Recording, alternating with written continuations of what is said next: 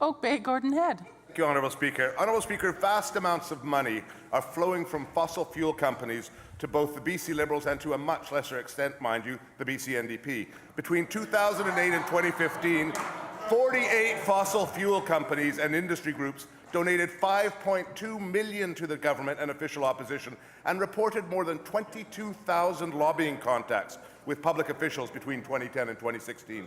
With 7 of the top donors also ranking among the most active lobbyists, there is a substantial overlap between those who give money and those who get meetings. To further that, Honourable Speaker, 28% of lobbying by the top 10 most active lobbyists has been directly with cabinet ministers, an unrivaled level of access, and the Minister of Natural Gas Development is the most targeted member in the entire legislature. In light of this, Honourable Speaker, my question through you to the Honourable Speaker, through the Minister of Justice, is this: how does the government expect the public to trust that their interests are being protected and that these practices are not buying lobbyists and their clients special treatment? Madam Attorney.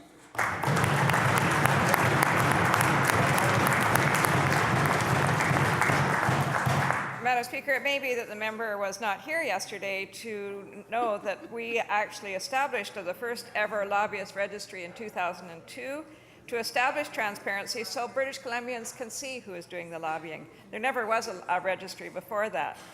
After some years of experience with that registry, we updated it in 2009, creating one of the strongest regimes for lobbyist registration in Canada. The updates increased the registrar's powers and duties, so the lobbyist registrar now has the power to conduct investigations, to compel testimony, and to compel documents. In other words, the lobbyist registrar has the tools that he or she needs in order to make sure that the registry is conducted properly and that the lobbyists are conducting themselves in accordance with the rules, which is what I expect, which is what we expect as a government. Thank you, Minister.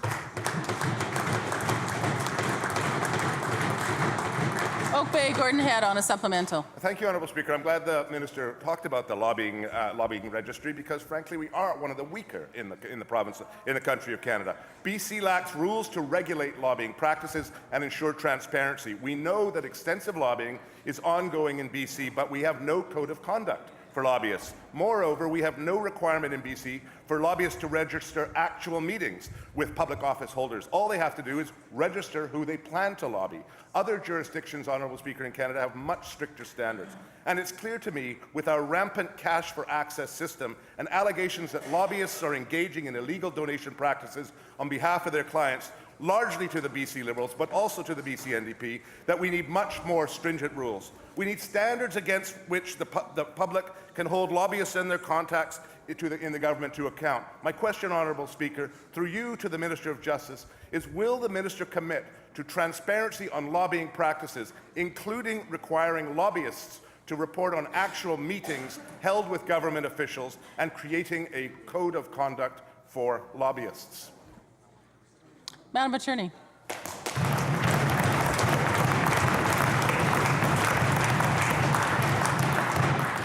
Madam Speaker, the matter that the member referred to about contributions is very clearly, if that were to happen, a breach not of the Lobbyist Act but of the Election Act.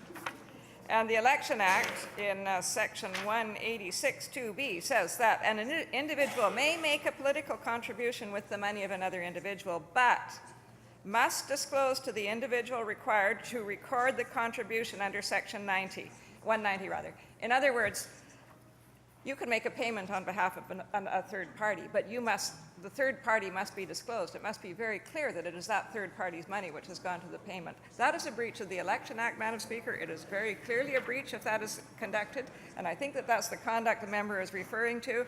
Back to the Lobbying Act itself, the 2009 updates to the Act put very strict and significant penalties into that Act for breaches of the Act.